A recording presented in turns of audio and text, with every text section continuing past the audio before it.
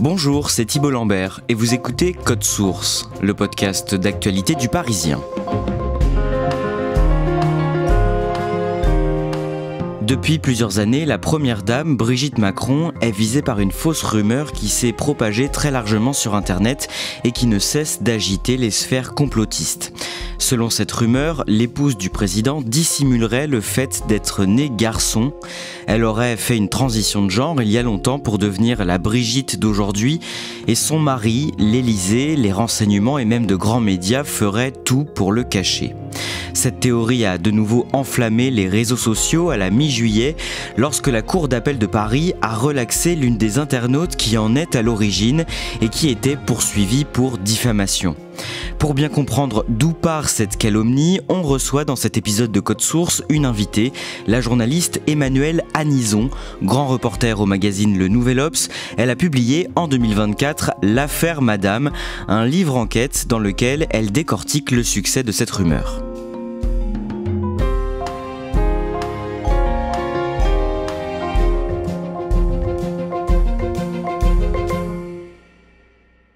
Emmanuelle Anison, quelques mots sur vous d'abord. Vous êtes grand reporter au Nouvel Obs depuis 10 ans. Vous avez couvert la crise des Gilets jaunes à partir de 2018. Vous avez coécrit plusieurs livres, notamment un sur le burn-out et un autre sur les violences sexuelles dans le patinage artistique. Et enfin, un sur cette affaire Madame qui nous occupe aujourd'hui. Pour commencer, est-ce que vous pouvez nous raconter votre toute première rencontre avec Natacha Ray, celle qui est à l'origine de cette folle rumeur? Elle a lieu en octobre 2022. Dans quel contexte? En fait, la première fois que j'entends parler de Natacha Ray, on est le 10 décembre 2021 et une vidéo circule sur les réseaux sociaux, notamment ceux des Gilets jaunes, où on voit une femme masquée avec un grand chapeau parler pendant 4 heures d'une drôle de théorie qui serait que Brigitte Macron est un homme. Ce qui m'intéressait, moi, et ce qui fait que j'ai contacté Natacha Ray, c'est que c'est une des premières fois où finalement on pouvait voir quel était le début d'une fake news, le début d'une rumeur. Très souvent, ça naît sur des sites complètement anonyme, on ne sait pas très bien qui il y a derrière. Et là, cette rumeur, elle était incarnée par cette femme. Donc j'ai essayé de la contacter. Elle a mis du temps à me répondre. Je l'ai contactée, on a échangé pendant 6 mois avant qu'elle accepte finalement de me rencontrer. Elle finit par me donner rendez-vous à la gare de la petite ville du sud-ouest de la France où elle habite. J'arrive donc là-bas en octobre 2022 et je découvre une femme blonde dans une jupe fleurie, assez sophistiquée, les ongles faits, assez frêle, une grosse natte blonde sur l'épaule et avec son petit panier en osier, enfin pas du tout celle qu'on aurait pu imaginer. Pendant 2 jours, elle me parle d'elle. Donc c'est quelqu'un qui a eu une éducation tout à fait classique dans une famille de petits bourgeois de province. Quelqu'un qui a eu des rêves d'artiste, qui était assez lettré, qui cite des auteurs, d'ailleurs assez spontanément, qui rêvait d'écrire des paroles de chansons.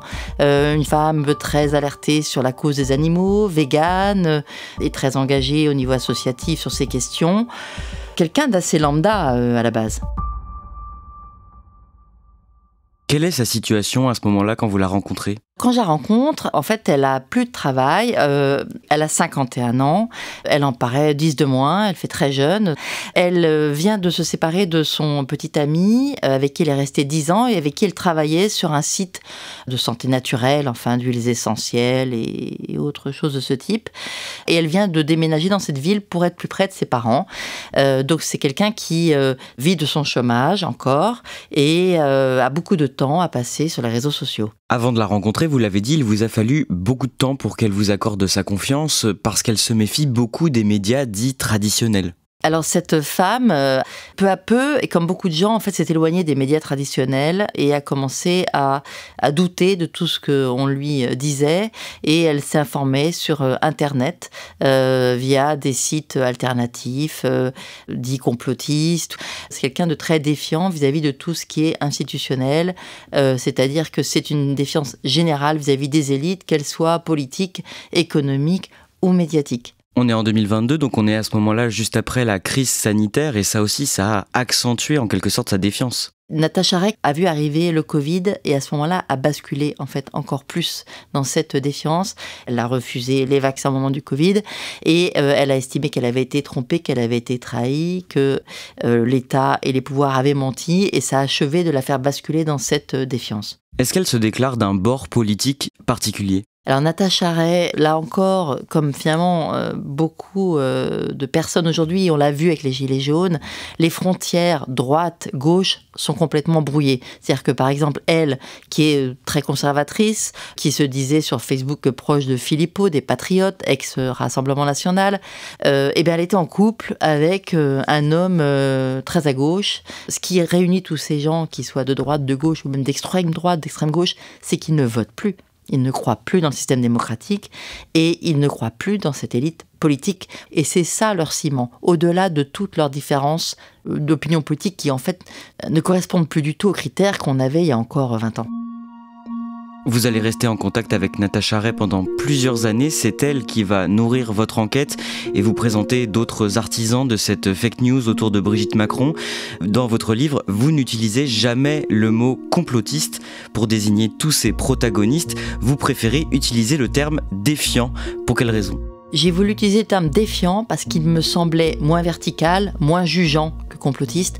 On est dans un monde extrêmement polarisé aujourd'hui où d'un côté il y a les complotistes, de l'autre côté les non-complotistes. Or, on se rend compte, nous, dans notre vie quotidienne, que des complotistes, on en a tous autour de nous, que le Covid d'ailleurs a nourri dans les familles même des fractures de gens qui étaient proches, entre ceux qui voulaient se vacciner, ceux qui ne voulaient pas, enfin... Donc pour moi, le mot défiant permet en fait d'agréger 50 nuances de défiance, allant de ceux qui simplement expriment effectivement juste une défiance vis-à-vis des élites aujourd'hui et du système politique tel qu'il existe, économique, etc., jusqu'à ceux qui croient que les élites politiques s'organisent pour tuer l'humanité. Enfin, on est dans quelque chose d'extrêmement variable et avec des gens qui, selon les crises et au fur et à mesure des crises, peuvent passer d'une nuance à l'autre, en fait, de la défiance. Et donc voilà, ça me semblait en plus un terme qui n'était pas un terme jugeant. Et comme ce livre est une plongée, en fait, dans leur monde, c'était important pour moi de les regarder tels qu'ils étaient à leur hauteur. Alors on va remonter le fil de cette rumeur autour de Brigitte Macron. Elle démarre, comme vous l'expliquez dans votre livre, au cours de l'année 2018. À cette époque, Natacha Ray regarde régulièrement des vidéos d'une femme qui tient une chaîne YouTube et qui s'appelle Amandine Roy. Qui est Amandine Roy ? Alors Amandine Roy, c'est une femme assez étonnante que j'ai rencontrée assez longuement aussi, qui a fait des études de commerce à la base et qui est devenue voyante. Et elle a cette chaîne dans laquelle elle fait à la fois de la voyance et de la politique. Alors c'est très bizarre, mais sa voyance lui permettrait d'avoir des visions sur qui est vraiment Emmanuel Macron, quel est son avenir. Enfin, elle est vraiment dans une grande défiance et d'une grande virulence contre cette élite politique, en fait. Et contre Emmanuel Macron, vis-à-vis duquel elle a des mots extrêmement insultants. Et à cette période, Natacha tombe sur une vidéo d'Amandine Roy qui l'interpelle particulièrement. Alors en fait, Natacha Ray, elle commence à mener son enquête, entre guillemets, parce qu'elle voit passer sur Internet, où elle est beaucoup, des rigolades sur le physique de Brigitte Macron, aussi le fait que Brigitte Macron et Emmanuel Macron se rencontraient à un moment où Emmanuel Macron était mineur, sur la différence d'âge. Brigitte Macron aujourd'hui a 24 ans de plus que son mari. Et donc elle commence à regarder et à trouver que ce physique est bizarre. Voilà. Et puis elle tombe sur une émission de Amandine Roy qui explique qu'un jour Emmanuel Macron va tomber à cause d'un énorme scandale. Et en fait, justement, Natacha Ray est à un moment où elle pense que derrière ce physique étrange que tout le monde moque, derrière cette différence d'âge, se cachent des secrets sûrement terribles qu'elle veut aller creuser. Bonsoir à tous. 3 ans plus tard, le 10 décembre 2021, Natacha Ray se retrouve invitée sur la chaîne de streaming d'Amandine Roy. Bienvenue ce soir, ce rendez-vous avec la vérité, avec des informations cruciales. Elle vient de passer 3 ans à enquêter, dit-elle, sur la première dame, et elle explique avoir acquis la certitude que Brigitte Macron n'a pas été assignée femme à la naissance, que c'est en fait au départ un homme qui a fait une transition de genre et qu'elle a volontairement maquillé sa généalogie. Quelle est la théorie de Natacha, si on peut la résumer ? Alors ça va être compliqué à résumer parce que c'est une théorie très compliquée, mais sa théorie, c'est que Brigitte Macron est en fait son frère Jean-Michel Trogneux et que Brigitte Macron n'est pas la mère donc de ses 3 enfants, mais bien le père de ses 3 enfants, que la vraie mère est une autre femme qui s'appelle Catherine Auzière. Enfin, tout ça est assez compliqué, mais l'important, ce qu'il faut retenir, c'est que pour elle, Brigitte Macron est en fait quelqu'un qui a changé de genre dans les années 80. Brigitte Macron ne serait donc pas en fait une femme. Il n'y a pas de femme avec un visage aussi allongé, aussi creusé, aussi long, avec au bout un menton carré très puissant. Ça n'existe pas. Et alors, je mets au défi quelqu'un de me prouver le contraire, puisque moi, j'ai travaillé avec des dermatologues, des chirurgiens esthétiques. Je mets n'importe qui au défi de me trouver une vraie femme non transsexuelle avec les mêmes caractéristiques. Et pour étayer tout ça, elle dit qu'elle s'appuie sur des photos et des documents, c'est ça ? En fait, pendant 3 ans, Natacha Ray cherche tout ce qui va pouvoir prouver qu'il y a quelque chose de bizarre. Et donc, il y a très peu de photos d'enfance et de jeunesse de Brigitte Macron. Même dans les biographies qui lui ont été consacrées, il y a très peu de photos. Elle récupère ces photos, elle met l'une à côté de l'autre une photo de Jean-Michel Trogneux, jeune, en classe, et de Brigitte Macron. Et là, elle dit, mais ce sont les mêmes. Elle fait une moitié de visage pour chacun. Et regardez, la preuve, les mêmes oreilles, le même menton, la même mâchoire, ce sont les mêmes. Tout fait preuve, en fait, dans son esprit pour nourrir cette thèse. Et en quelques mots, Amandine Roy, son interlocutrice sur ce live, elle réagit comment quand elle entend tout ça ? Natacha Ray développe ses thèses d'une voix assez surexcitée et de manière assez très très compliquée. Elle veut rester anonyme, donc on voit juste une photo d'elle avec un chapeau, des lunettes noires. On entend juste sa voix. En plus, la liaison n'est pas bonne. Et Amandine Roy, en fait, pousse des hauts, des A. Chez la femme, ça va. Intéressant. Confirme, la suit en fait dans cette thèse. J'apprends plein de choses ce soir. J'apprends plein de choses ce soir. Merci Natacha. Vraiment, j'apprends plein de trucs. Ce live de 4 heures est ensuite posté sur la chaîne YouTube d'Amandine Roy et il cartonne. C'est une énorme surprise. Ça dure 4 heures, c'est inaudible et pourtant, cette vidéo cartonne. Elle fait plusieurs centaines de milliers de vues, vraiment en quelques jours. Elle sort en fait juste de la petite sphère d'Amandine Roy habituelle et elle finit par arriver sur des sphères beaucoup plus grand public.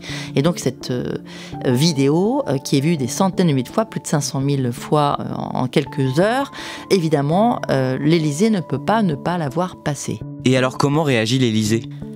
Donc l'Élysée voit passer cette vidéo, est très embêtée parce que la stratégie de l'Élysée sur ces rumeurs, et il y en a eu auparavant sur l'homosexualité d'Emmanuel Macron, etc., c'est de ne rien dire, de laisser passer, de ne pas nourrir. Donc au départ, c'était leur stratégie. Sauf qu'ils ont été appelés à l'Élysée par des journalistes, parce que cette vidéo avait pris une telle ampleur qu'il a fallu réagir. Donc Brigitte Macron a réagi quelques semaines après, le 12 janvier.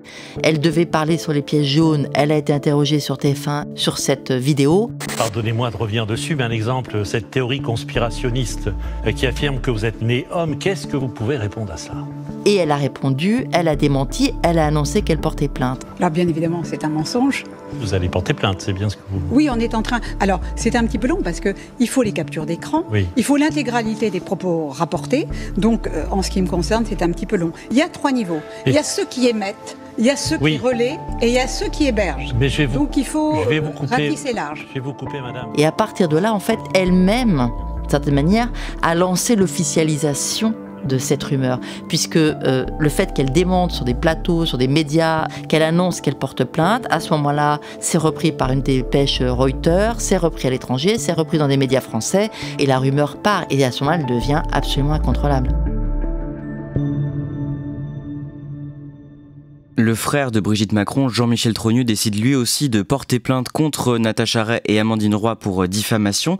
Emmanuel Anison, il faut préciser que depuis que son mari a commencé à occuper de hautes fonctions dans la vie politique, Brigitte Macron est une femme très secrète, autant sur sa vie actuelle que sur son passé, avant de rencontrer Emmanuel Macron. Et c'est ce secret qui obsède Natacha. Brigitte Macron, comme tout le monde, elle a des mystères, des secrets, une vie pas forcément très simple. Et de fait, elle forme avec Emmanuel Macron un couple particulier puisqu'ils se sont rencontrés quand lui était mineur, c'est sa prof de théâtre, et ça a fait scandale dans sa ville d'Amiens à l'époque, ça l'a fâché avec une partie de sa famille. Évidemment que ça ne s'est pas bien passé, et ça ne s'est pas bien passé non plus avec son premier mari. La séparation s'est très mal passée, et son premier mari l'a très mal vécu manifestement. Donc quand le couple arrive au pouvoir, ils essaient de maquiller un peu toutes ces aspérités. Brigitte Macron n'a pas envie qu'on creuse de ce côté-là. Il y a peu de photos d'elle dans sa jeunesse. Dans les biographies, elle donne peu de choses. Et ça excite aussi beaucoup Natacha qui se dit mais si elle donne si peu, c'est qu'elle cache quelque chose sûrement de très grave. Emmanuelle Lanison, dans votre livre, vous montrez bien comment toutes les petites erreurs dans la presse, le manque de rigueur journalistique parfois, les approximations aussi dans les déclarations de tel ou tel proche de Brigitte Macron, tout ça ne fait que renforcer la conviction de Natacha.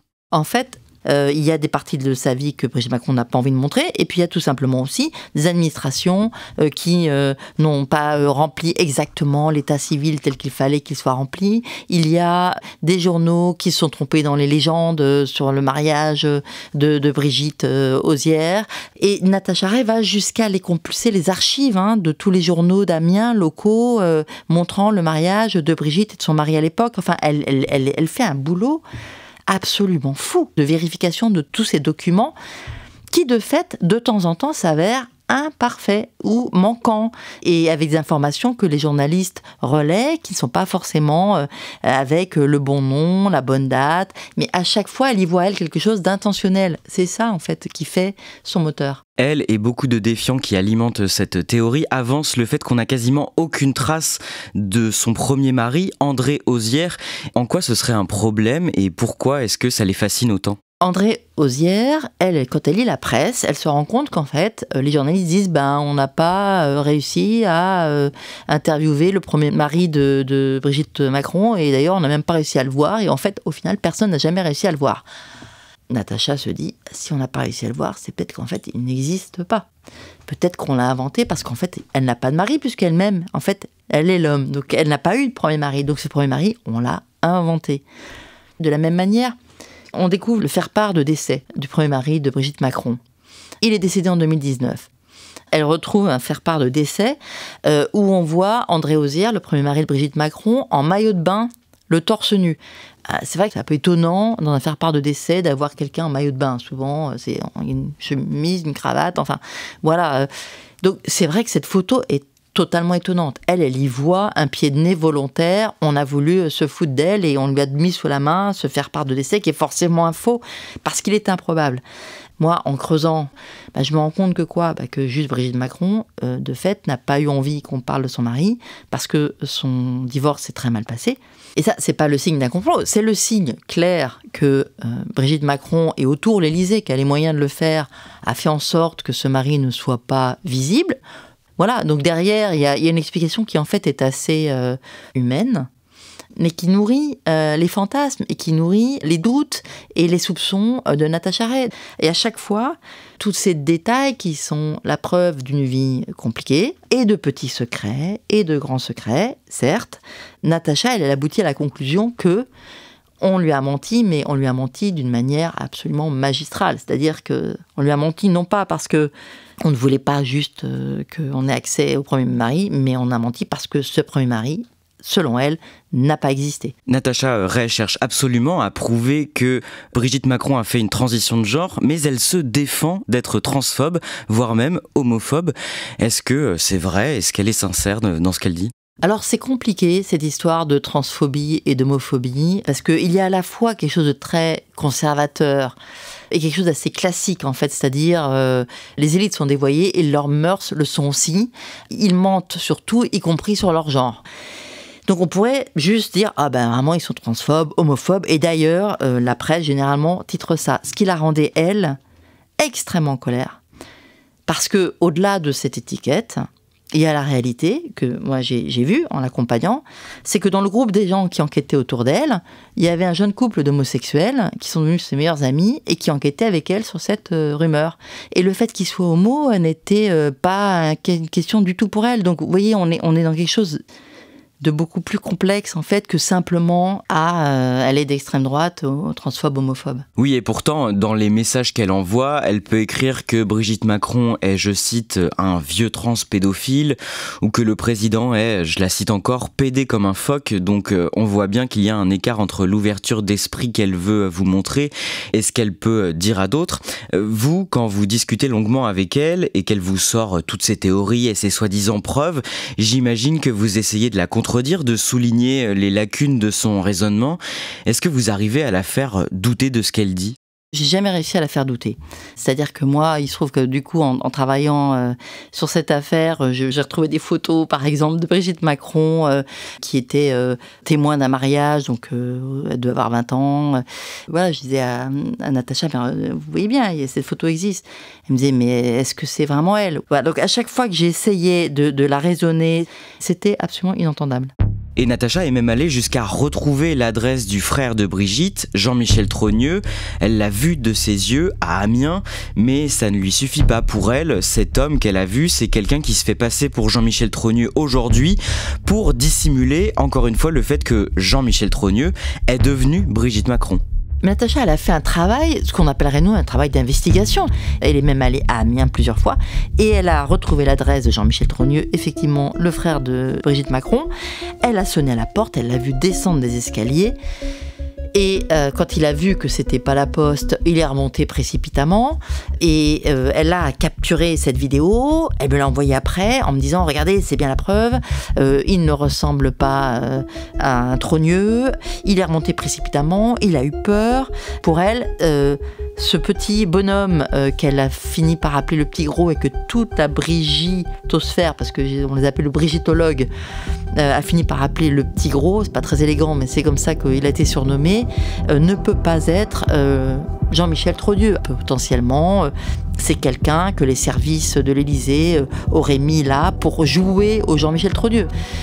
Donc on peut se dire, c'est quand même dingue. Mais pourquoi elle croit ça aussi ? C'est parce que ce Jean-Michel Trogneux, voilà, c'est quelqu'un que Brigitte Macron n'a pas forcément, elle est plus proche de lui. C'est quelqu'un qui va jouer à sa partie de cartes tous les soirs avec ses potes dans le PMU du coin.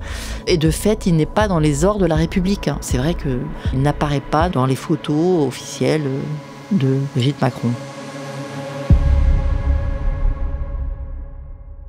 Et vous, à force de parler avec elle, est-ce que vous en venez à douter, vous, et à lui accorder quelques points ? Alors moi, je n'ai pas douté sur le fond de l'histoire, mais en revanche, ce que j'ai vu, c'est qu'il y a une demande, en fait, chez ces gens de transparence qu'on peut regretter, mais on est dans un monde de transparence. Et ce que j'ai découvert, c'est qu'effectivement, il y avait des zones d'ombre dans l'histoire des Macron, qui ont voulu ripolliner un peu leur histoire d'amour et qu'en fait, ils le payent très cher. Et que ce manque de transparence et de vérité, aujourd'hui, n'est plus accepté. Et on est face à des gens qui cherchent sur Internet, ont accès en fait à beaucoup de documents et on ne peut pas leur servir juste... une communication datée des années 80 avec des belles photos colorées en une de la couverture d'un magazine People. Ça marche plus en fait. Natacha vous le dit, elle n'a aucun bénéfice à tirer de son combat. Au contraire, même, toute cette histoire l'a éloignée de sa famille et elle a eu aussi des répercussions sur sa santé. Natacha, elle est tombée vraiment malade. Pendant toutes ces années, elle n'a pensé qu'à ça. Elle était complètement omnibulée. Et puis, elle a une petite boule qui a grossi dans son sein, à laquelle elle n'a pas prêté attention. Et puis, quand elle y a prêté attention, c'est-à-dire beaucoup trop tard, il s'avérait qu'elle avait un cancer. Et donc, elle pense que elle dit que c'est finalement cette affaire qui l'a rendue malade et qui a provoqué ce cancer. En tout cas, ce qui est vrai, c'est qu'aujourd'hui, elle est très malade. Au fil du temps, Natacha Ray a perdu un petit peu de son influence et de son prestige dans ce petit monde et on pourrait croire que l'affaire allait tranquillement s'éteindre, mais elle rebondit en 2023 à cause d'un compte Twitter nommé Zoé Sagan. En quoi ce compte a relancé cette affaire Brigitte Macron en quelques mots ? Ce compte Zoé Sagan sur Twitter commence à refaire des tweets ricanants et insultants sur Brigitte et Emmanuel Macron. Et derrière ce compte Twitter qui commence à être très très suivi, qui est un compte dit d'infofiction, trash people, qui mélange le vrai, le faux. Il reçoit beaucoup de témoignages et il balance tout et n'importe quoi. Et derrière ce compte, il y a un ex-publicitaire, écrivain, un trentenaire, qui s'appelle Aurélien Poisson-Atlan, qui fait ça, on ne sait pas très bien pourquoi. J'ai rencontré longuement. À la fois, ça le fait marrer, ça lui donne de la puissance, parce que c'est un compte qui est suivi par tous les journalistes, par les politiques, par en fait plein de gens, des centaines de milliers de personnes. C'est lui, par exemple, qui avait posté la sextape de Benjamin Griveaux, qui était candidat à la mairie de Paris, qui fait que Benjamin Griveaux n'a pas pu être candidat à la mairie de Paris. Et il se lance sur Brigitte Macron à fond en 2023. Et ça relance, en fait, la rumeur, puisqu'il est très lu, très retweeté, y compris par beaucoup de journalistes. Emmanuelle Anison, ce qu'on apprend aussi dans votre livre, c'est que Brigitte Macron n'est pas la seule première dame ou femme de pouvoir à essuyer ces rumeurs. Michelle Obama aux États-Unis, la femme du chef du gouvernement espagnol ou encore la première ministre de Nouvelle-Zélande ont toutes été accusées de la même manière de ne pas avoir tout dit sur leur identité de genre. Ce que je découvre effectivement, c'est que Brigitte Macron n'est pas la seule à être interrogée sur son genre. Mais ce qui est incroyable dans cette histoire, c'est que quand je découvre ça et que j'en parle à Natacha, et je lui dis mais Natacha, vous voyez bien que toute votre histoire autour de Brigitte Macron, on trouve la même chose auprès de Michelle Obama aux États-Unis, en Nouvelle-Zélande, en Espagne. Ça montre bien que c'est juste un problème de défiance que vous avez les uns et les autres par rapport à ces élites politiques. Elle me dit mais non, ça montre que les trans ont été placés au plus haut niveau. Et que donc le complot est partout.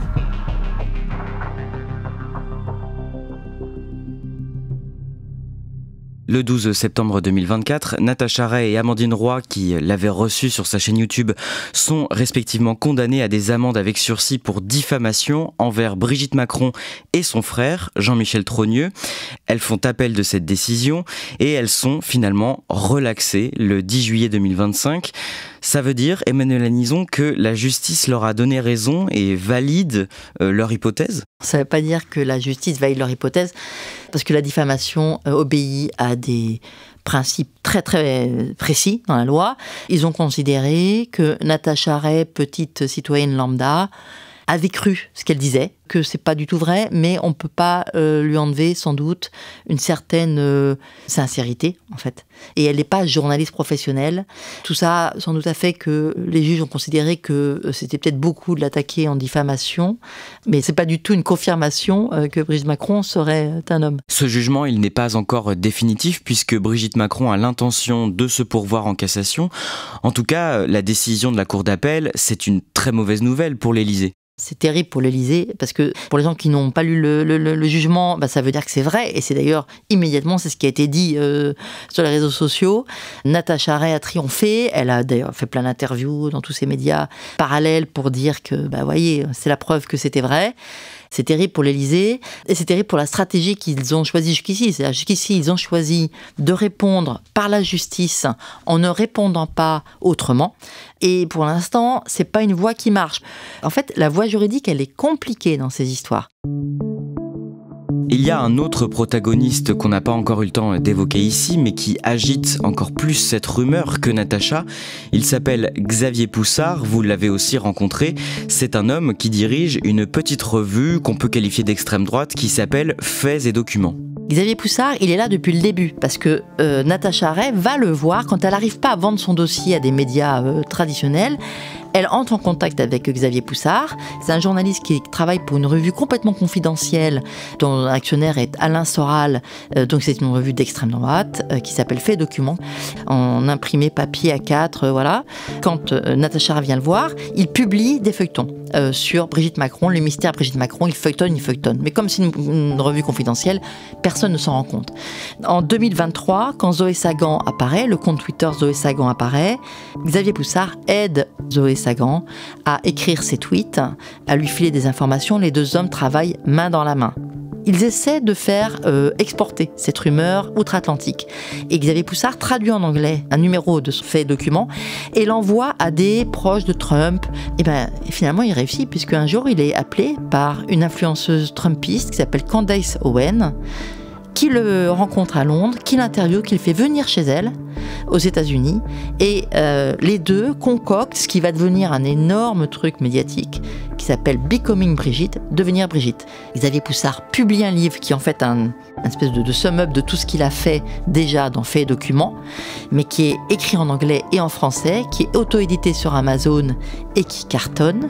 Et Candace Owen, elle a fait une série de vidéos appelées Becoming Brigitte qui ont cartonné, qui ont fait des millions de vues. All right, guys. Yesterday evening, we received a second strongly worded letter from the Élysée Palace from Brigitte and Emmanuel Macron. Aujourd'hui, les sondeurs et les experts en réseaux sociaux disent que c'est 1 milliard de personnes qui ont vu cette rumeur. Brigitte Macron, ça classe cette rumeur parmi les plus importantes que le monde ait connues.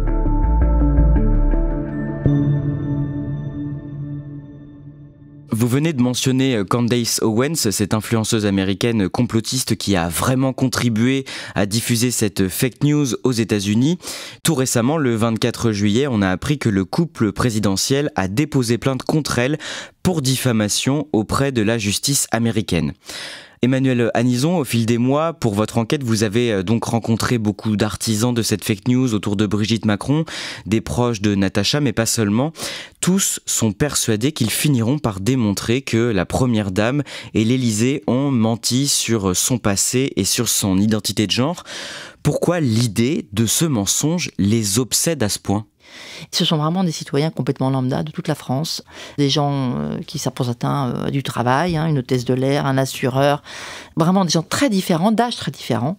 Et pourquoi ils sont dans cette défiance, dans cette haine même de l'élite ? Ce qui les indigne, c'est l'inéquité. C'est-à-dire, ils ont l'impression qu'il y a 2 poids 2 mesures entre le citoyen lambda face à la justice et l'homme politique qui s'en sort. Ils passent leur temps à redonner tous les exemples de politiques qui ont été mis en examen et qui s'en sortent très bien.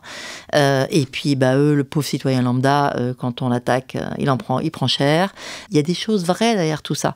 Par exemple, ils sont très très remontés contre l'industrie pharmaceutique, les scandales du Mediator et de tous les autres, le scandale du sang contaminé. Enfin, il ne faut pas oublier qu'on a eu tous ces scandales, qu'il y en a encore. Les défiants, ils lisent sur Internet aujourd'hui tous ces scandales qui sont des scandales planétaires en fait. Ils sont au courant, ce qui n'était pas le cas il y a 30-40 ans. Maintenant avec Internet, ils sont documentés et il y a une mémoire collective de la colère qui se crée. Et tous ces scandales, ils les ont en tête.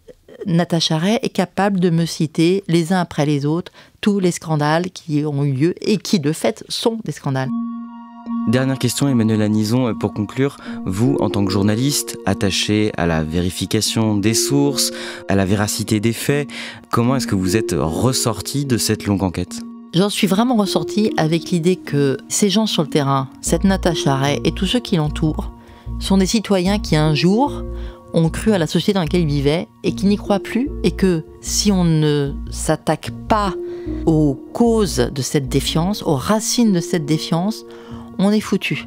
C'est-à-dire qu'on pourra toujours leur balancer des fact-checking qu'ils ne liront pas, des émissions pour rétablir des faits, même des procès de justice pour condamner. Ça ne les atteindra pas. On a un problème aujourd'hui absolument réel de dialogue avec tout ce monde-là, qui était un problème de dialogue déjà initié par les Gilets jaunes. On l'a vu à ce moment-là qu'il y avait une espèce de fossé en fait entre 2 mondes, le monde d'en haut, le monde d'en bas pour résumer. Si on n'établit pas des ponts, si on n'essaie pas de comprendre les causes, les racines du mal, si on ne redonne pas d'exemplarité, de transparence, on n'arrivera pas à les faire revenir en fait. Et nos fact-checking et nos vérifications scrupuleuses de nos sources ne serviront à rien.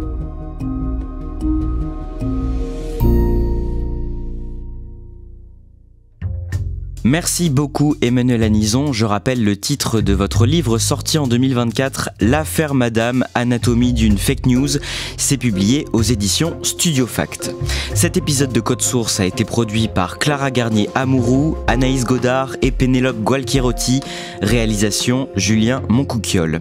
Si vous aimez Code Source, aidez-nous à faire connaître ce podcast en laissant des pouces en l'air et des commentaires, soit sur votre plateforme d'écoute préférée, soit sur YouTube. Et si vous aimez aimer les grands récits de faits divers, je vous invite à écouter notre podcast Crime Story avec une nouvelle affaire criminelle racontée chaque samedi par la journaliste Claudia Prolongeau et le chef du service police-justice du Parisien, Damien Delceni.